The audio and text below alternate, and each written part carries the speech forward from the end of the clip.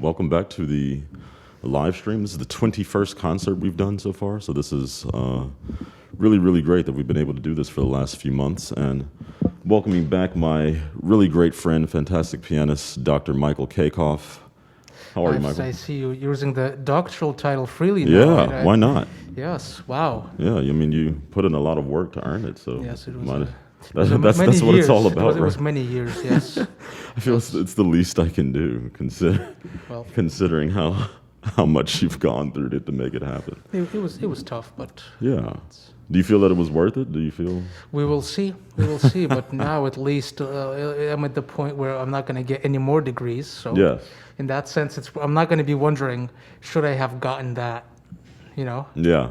Oh, yeah. Yes. You're finished. You made it, man. Congratulations. Finished. Yes. Thank God. So, tell me about this program that you brought today. So you're playing all Liszt. I know you've told me that you're preparing for a recording project, and I know that you've included a transcription of your own. So tell me about this. Tell me everything. Yes. So I was planning on recording this CD actually before the pandemic started. Okay. So initially I was supposed to do it like a year ago, and it's my own project. I just think I'm finally finished with all the school, everything, and I can literally just record whatever I want anytime and actually play it the way I want, which is very liberating. And the people that are still in school and cranking auditions and things like that know what I'm talking about, because you don't always have the luxury of playing what you want, how you want. So very rarely do you have that luxury. Very rarely. Yeah. No one's going to come to you and say, what would you like to play? No, it's always on demand. You learn something, which is great as well. It's a great skill to have. Mm-hmm. But yes, so I've really put some thought into if I record an all Liszt CD. Sure. And Liszt's music represents the biggest fraction of my repertoire to this date, not because I just set out to learn a ton of stuff, but because I did the Liszt competition 3 separate times. Yes. The big one, in Utrecht. Yes. I did it in 2010, 2017, and 2019. Okay, so in each time they had new repertoire, like brand new repertoire, and I also did the. And you mean repertoire requirements, like things that you... And especially repertoire requirements with regards to pieces that are not played at all. I see. Yes. So, and the story behind the Der nächtliche, the first piece on the program, is in 2010, I ordered this very rare edition of this piece. And it really, there was nowhere that was indicated that it's a transcription made by Liszt's student. Robert Freund. You would not find this info anywhere. Sure. Because this is the story behind the work. Liszt composed the 2 episodes for Linnau's Faust. And the first thing that he actually wrote was the piano version of the Mephisto Waltz No. 1. Okay. And when he was working on the orchestral version of those Mephisto waltzes, this was already in the 1860s, he also composed a piece that was supposed to precede it, now only in the orchestra. It's called Der nächtliche Zug, the procession by night. Okay. And so doing just some of that research, I realized that the transcription by Liszt's student, which is often passed off as Liszt's own, because Liszt inevitably corrected. Yes. He corrected. Yeah. The student showed it to him before sending it to the publisher. Sure. He put in some of his own corrections. Yeah. But at any rate, it's still not his own authentic transcription. Yeah. So I thought, well, let me take a look at the full score, and let me take a look at Liszt's 4-hand version. 4-hand, not 2 pianos, but actually 4 hands. Yes. And I noticed that there's a lot of details in there that are missing in the piano reduction. So I just added those in, and I think you're going to get just a better sound. It's going to be more reflective of the orchestral sound. Yes. Furthermore, I took some liberties with the tempo markings, because what works in the orchestra might sound without, for example, pizzicato effects in the strings. That's just not going to sound very good at a certain tempo on the piano. It's going to sound too static. Yes. So certain tempo choices I defer considerably from the score, but I think it's justified.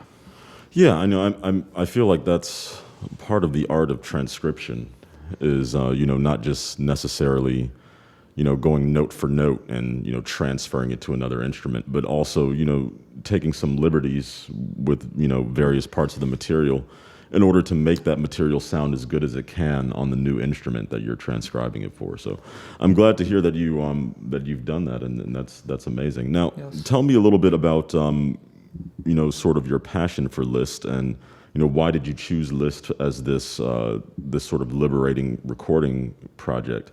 Because I know last time you were here, you talked extensively about Scriabin. I know that you did a lot of work studying the music and life of Scriabin. So I'm Yes. curious where your passion for Liszt, because they're very similar but different. So I kind of want to They're similar. And I want to hear a little bit about your like thought process. like Scriabin, Liszt's life falls into 3 stylistic periods. Okay. And you have the early years up until his retirement in Weimar. Then you have the Weimar period from the late 1840s, when he invented the symphonic poem. He invented some new forms. He Yes. composed his sonata in B minor, and he revised a lot of works that he composed previously in the Yeah. 1830s. So that was the middle period, and his final years he presented. There were very experimental works produced in the last 10 years of his life Yes. that differ very much so from the earlier stuff stylistically, and in that sense, it's similar to Scriabin, Yes. actually, even though he lived a far longer life. Yes. Yeah, for those of you that don't know too much about Liszt, Franz Liszt, I mean, I guess he's sort of generally accepted as being the greatest pianist, possibly ever. Yes. I mean, certainly in some dimensions, and obviously there's no recorded evidence of that outside of his written music. But anyone who knows the piano and then tries to play his music in a serious way, I think we pretty quickly find out that this guy meant business. Oh yeah. In pretty much every possible way. And then I've done a lot of study of some of his like technical exercises, like not the concert etudes, but just his sort of anthology of just literal physical exercises for the piano. And I think, when I looked at that, I quickly began to get the picture that, this guy's really a pianistic completionist. He's really kind of, Yes. finishing the instrument in some ways. Well, that's Jeremy. That's correct. And you see, the people sometimes get a misunderstanding of this when they look at Liszt's so-called technical-driven works. You have to keep Yeah. in mind, Liszt could literally sight read and play every single work written. Sure. He would play full orchestral scores, so he had the complete. He really could play anything, anytime. Yes. So of course, if you want to revolutionize piano writing, you're gonna focus on some mechanical aspects, but he could afford to do it. He was Yes. not like a mere mortal. Yeah. So, I mean, I think I read somewhere that the only piece he felt he could not sight read reliably was the Beethoven Hammerklavier. Interesting. Yeah. But that's not backed up in That many actually, sources. I've actually never heard that before. But now that I'm kind of thinking about it, I could definitely see why that might be the case. There's just the counterpoint is, Yes. and Yes. the speed at which it's happening. I could see that being, a bit of a challenge. just a bit. Just a bit, Just a bit. to do on the spot. But that's interesting. So tell me a little bit about the other things on the program. So the rest of it is yes. all So that's original just- compositions of Liszt, Yeah, right? so the first one is my transcription, and Yeah. I have some notes here because when I give these talks from now on, I'm like in academia now. I have to make Yeah. sure everything's correct. So Oh, yeah. pardon me. That's I part of have the doctor title, I right? wrote down some cliff notes for myself. Yeah. They're available for $1.99 in the description. I'm joking. Are you? No, A little. message me privately. We'll talk business after. So yes. Yeah, let's hear it. Both of these works, the Der nächtliche Zug and the Mephisto Waltz number 1, were actually dedicated to Karl Tausig, who was supposedly a terrific virtuoso. He died at the age of 29 in 1871. And the Mephisto Waltz number 1 it played very frequently. It's an example of program music based on the Lenau Faust legend. And we all know the Faust legend. It's about Faust seducing a woman. Yes. And you have various programmatic effects like violin tuning sounds. We have effects of the bird song. For example, Liszt is trying to depict a nightingale. Yes. And towards the end of the piece, you have like that is really a nightingale effect. Yes. It's pretty cool too because, effectual music is kind of something we take for granted now. But at the time that he was doing it, I imagine it was really quite revolutionary. Yes, music with an explicit program. Yeah, yes. Where it's like this, because it's like you listen to maybe something older, Beethoven Symphony, something like that, other than number 6, I suppose. But it's like, this is beautiful, but what is this about? It's not about anything. It's just it's beautiful. Whereas Liszt was kind of like, no, like this music is about an experience or an event or a painting or a specific subject matter. Yes. It's really cool that he was doing that. And then painting it on the piano is really kind of incredible. Yeah. Yes. And that first Mephisto Waltz is definitely one of the most, how shall I say, I guess, effectual pieces. I mean, because even if you don't know anything about the program at all, you can still kind of hear those effects happening. And I know that's true because I remember the first time I actually even heard this piece I think it might have been live. It was this Horowitz recording. 1979. I think that's the one, where he goes absolutely ballistic. I didn't know anything about the piece. I just listened to it. And after reading the program to it and learning a little bit more about the piece, I was like, yeah, that's exactly what was happening. And it's pretty amazing he was able to, that Liszt and Horowitz were able to capture that. But, yes. Yeah. Well, the interesting, you mentioned the Horowitz recording. The interesting thing about that is many years after Liszt published these works, the Mephisto Waltz No. 1, all sources indicate, was composed for piano solo first. I see. And then Liszt worked on the orchestral versions, and that's how he added the Der nächtliche Zug. At any rate, the Busoni arrangement is actually based entirely on the orchestral score. Oh, okay. Yeah. Yes. And why it's kind of makes sense that the piano version came first, because you can always notice in the music things that are added on later. And in the orchestral version, Liszt adds really a lot of transitions, a lot of different effects. Yes. And like the harp cadenza towards the end, that it's not present in the piano version. But so Horowitz actually takes those additions in the Busoni versions and he blends both of them. Yes. Yes. That's fantastic. Pretty cool. Yeah, I'm not doing any of that, but it's because it's already been done. Yeah. But it's pretty cool. Yeah, and that was sort of my first, introduction to the piece, and of course I've heard it many times since then. But that recording left a very strong impression on me. That's for sure. Well, I was lucky because my first exposure to this was actually the William Capell 1945 recording, which is absolutely, it's still probably one of the greatest performances of the work. Yeah, he's a fantastic pianist. Yeah, really underrated. He died rather young, right? He died at the age of 31. Yeah. Yes. Yeah. Fantastic pianist. Yeah. Those of you who don't know William Capell, great American pianist, and as you heard, he passed away rather young. But before he did, he left behind a pretty large legacy of some fantastic recordings. Mephisto Waltz, there's the Brahms First Concerto. Yeah, there's several recordings worth checking out. Definitely. Chopin B minor Sonata. That's the iconic one, I think, the Chopin Sonata. The Chopin. Yeah, fantastic pianist. Yes. So check him out if you're so inclined and have the time. Yes. So what else have you got? I know there's Saint-Saëns. I have the Waltz Mélancolique. Okay. Which is a work that Liszt composed in the 1830s, but revised heavily during the Weimar period. Yes. So he revised it in 1850, a masterpiece. People rarely play it, but I learned it way back. I love it. It's certainly worth playing. Yeah, I'm not familiar with it, so this will be my first time hearing it. Very few people recorded. I think the first recording of this was Claudio Arrau in 1928. Sure. But still, it's not played very often. Now, was this one of those sort of strange repertoire requirements from the competition, or is it something that you just... No, it was... But again, these pieces I picked from a list. Okay. So Liszt competition actually gave us a list. And I picked the works that I liked. It's not like I was forced to learn it. Sure. But I would not have discovered it otherwise. So let's put Sure. it that way.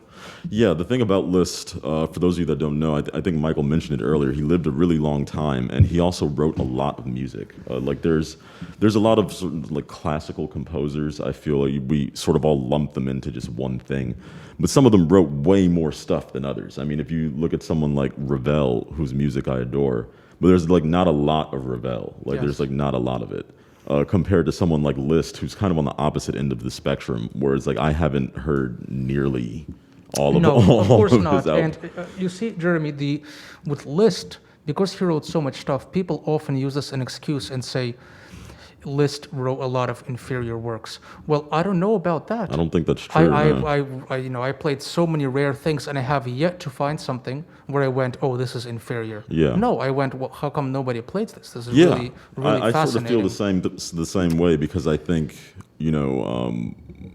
for a lot of reasons, Liszt and Chopin a lot of times end up becoming compared, and it's like Chopin. I've heard everything that Chopin wrote, pretty or like 99% of it, Yes. and and it's all fantastic.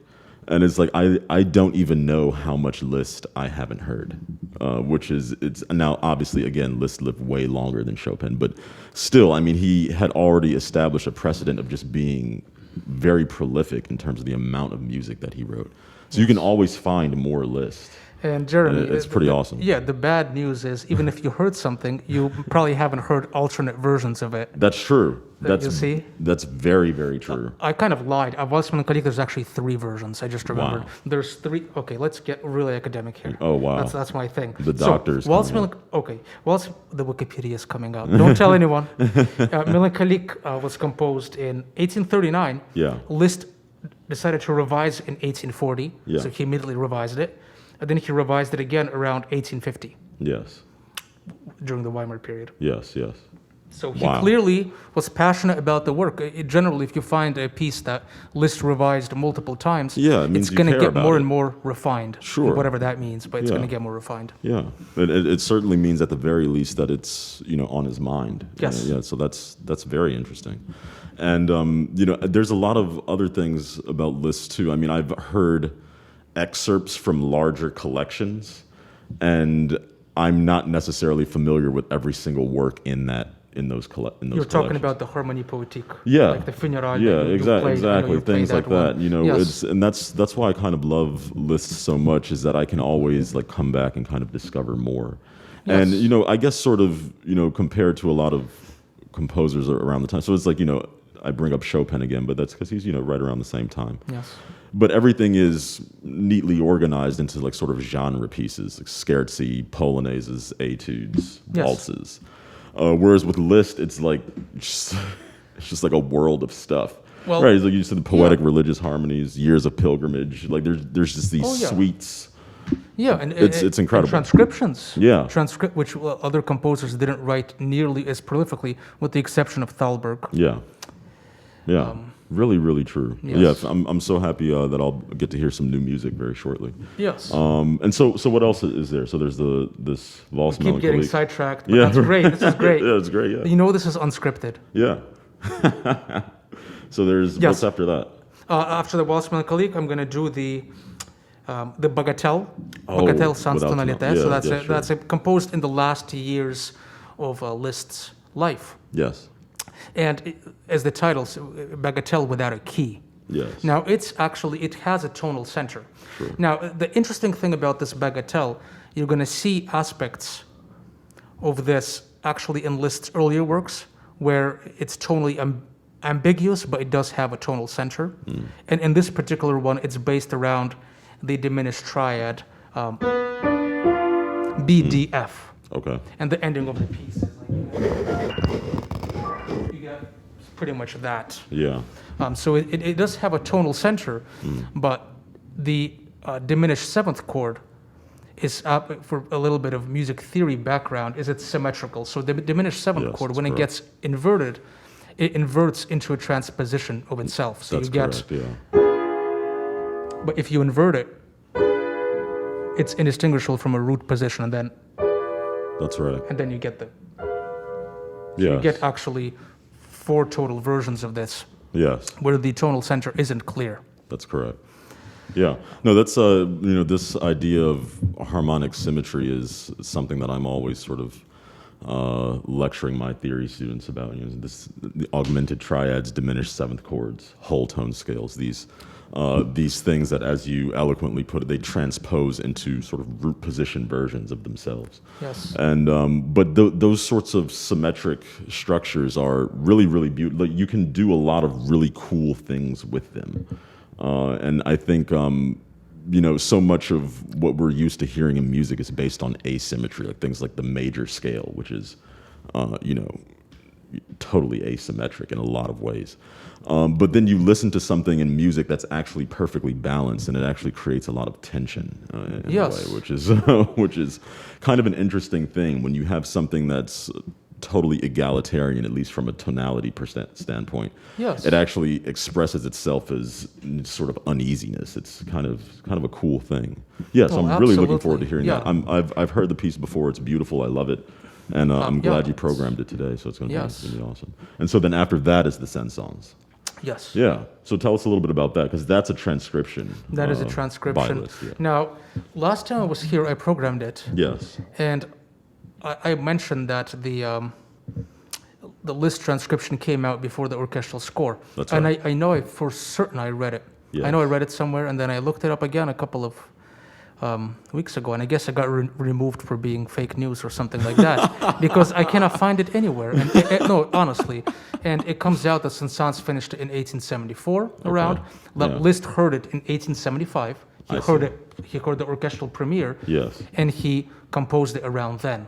And Wow. and somehow you get in the Liszt catalogs as the work being published in 1874. So it looks like somebody had a typo. Yeah. Possibly. Because you asked me last time, how is it possible he do it that right? Liszt transcribed? So it's still possible, because I really It is, totally believe that the. If anyone could do it, it'd be him. Of course, but that's I for mean, sure. a lot of work takes. It takes a lot of work to prepare a score, a full symphonic score for does, publication, yeah. in terms of proofreading and getting all the parts. Yeah. So to me, it made sense that Liszt's solo version came out first. But apparently, that was fake news. I'm sorry, guys. Oh, wow. Yes, Okay, we're well, gonna get censored on Facebook. fact checkers are going to take you out. Yes.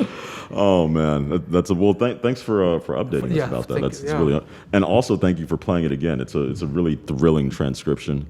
I like it in some ways better than the orchestral version. I think I've heard both versions several times, and most of the time I actually like listening to the piano version. Of course, because again, as you put it, a lot of things that work in the orchestra Yeah. don't work when they're played exactly on That's the piano. right. That's right.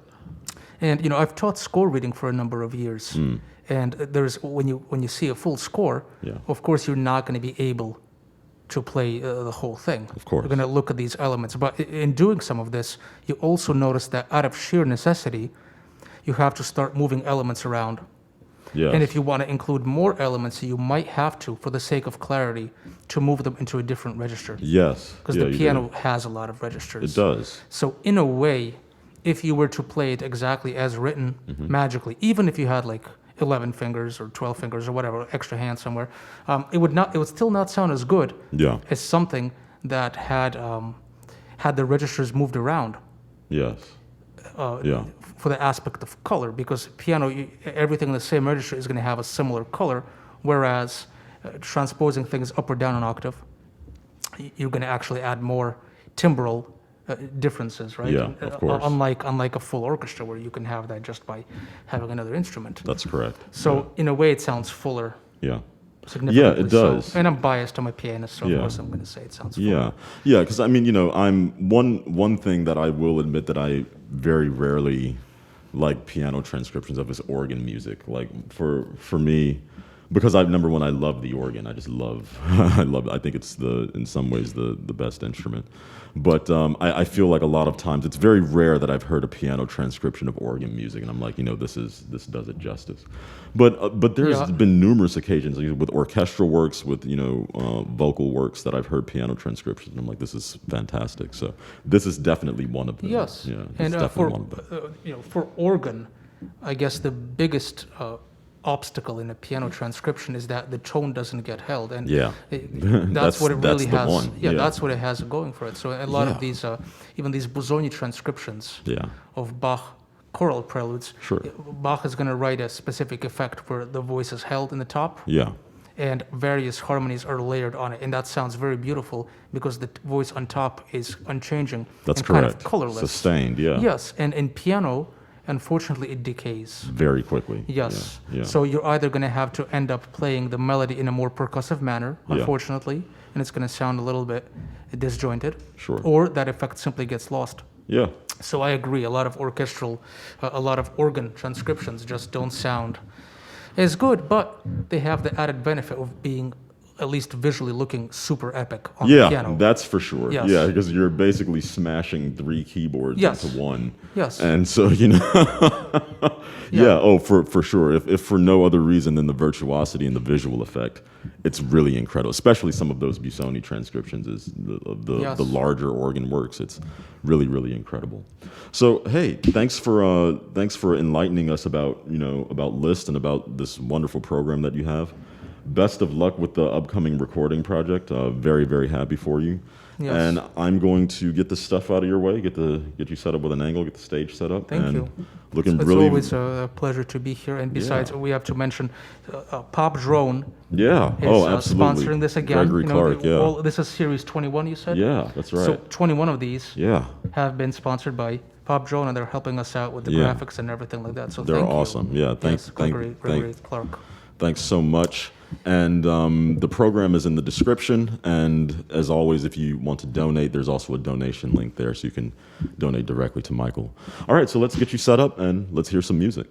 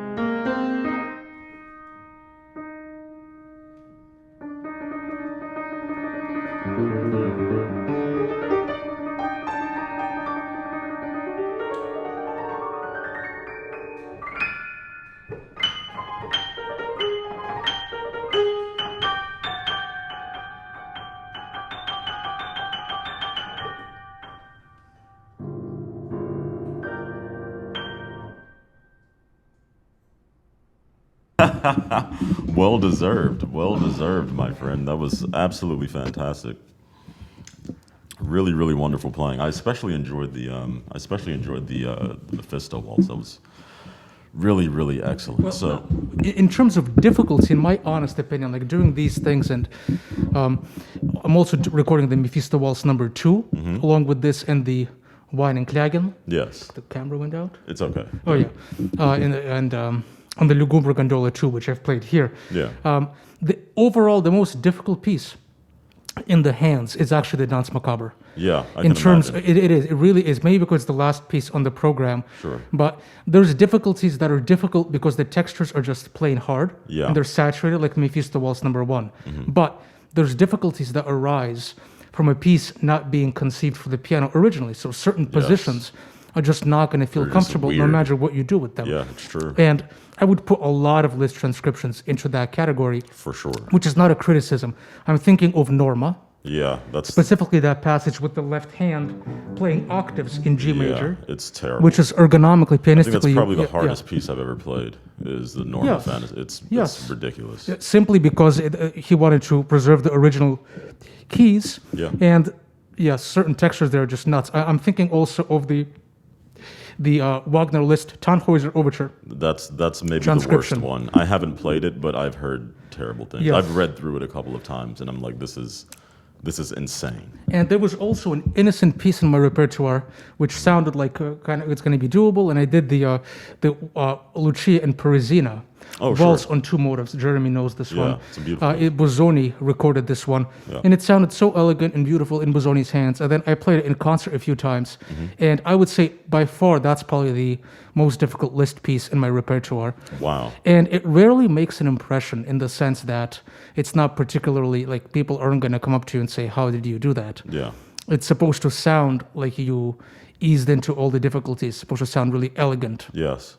That piece is the nightmare. But I would say the Danse Macabre is probably the hardest thing on the CD. Yeah. By far. Wow. Yes. Well, you certainly played it beautifully just now, and I'm glad that you were willing to stop by and perform for us live. You know, just to prep for this It's massive great. project. It's great. And guys, there's nothing like doing a live stream Yeah, because sure. you get studio conditions Yeah. without having the live feedback of an audience. But Yeah. it's like you get, I wouldn't say worst, it's just a different experience. You get the weird. so-called worst of both worlds. Yeah, The, that's right. Yeah, you see it's the- great yeah. preparation. It really you is. get the subconscious self-criticism like a recording studio, Mm-hmm. yet it's live. That's right. Yes. It's cool. a lot of fun. I Yes. love doing it. I love Yes. hosting them. I love playing on them, and I Yeah. hope that even once things can hopefully start to transition back to how they were. I think that some vestiges of this are probably going to stick around because it definitely has a nice niche. Well, I think you I should think it's- continue this series for sure because look, there's a beautiful piano, beautiful acoustics. We have the hardwood floors and things like that. Hey, it's do what we great, can. and Yeah. it's not so different from the piano salons That's of right. Liszt and Chopin's day. That's right. Yeah, this is about the arena that they would have been performing in many times. So this is actually a really great setting for those kinds of things. And thank you guys for tuning in and listening. And like I said, of course, huge thanks to Popgrown, huge thanks to Dr. Kaykov. And if you liked what you heard, please feel free to donate to Michael. There's a donation link there. You're going to be recording very soon. When are you anticipating you think this project will be finished? Well, because I spent so much time into this, and because it's been delayed so long, I'm thinking that if I have 2 sessions in April, but if I don't like what I have, because look, I'm looking to just release the CD and do a couple of trailers that I'm going to edit. So possibly the Danse Macabre released in its entirety, but with a multi-angle setup that I'm going to edit myself, because I really got into this during the pandemic. It's fun. Multicam editing. Yeah, it's a lot of fun. In it's DaVinci great. Resolve mostly. Yeah. Because I don't want to spend money on Adobe Premiere, and DaVinci is actually just overall better. Yeah. So that's that. And in terms of the actual CD, there's going to be a physical thing that you can order on demand, but it's mostly all going to be streaming on Spotify and whatnot. Yeah. But yes, you will be able to purchase a physical copy if you choose to do so. I know some people that I'm in touch with really want a physical CD. Yes. Yeah. So it's going to be not a CDR, but it will be printed on demand as you order it. So that's wonderful. Yes. Why not? That's fantastic. Yes. So there you have it. We'll definitely keep you posted about the details of the release. I'm looking forward to hearing it myself. Thanks for tuning in. And Thank I you. believe our next concert's probably going to be about a month or so. We're going to have a good friend of mine, Glenn Zaleski, great pianist, great thinker, great theorist. He's going to stop by and do a performance and a chat with us. So looking forward to that. And thanks for tuning in. Take care. Thank you very much. Huge thanks to Jeremy. Thank you. My pleasure.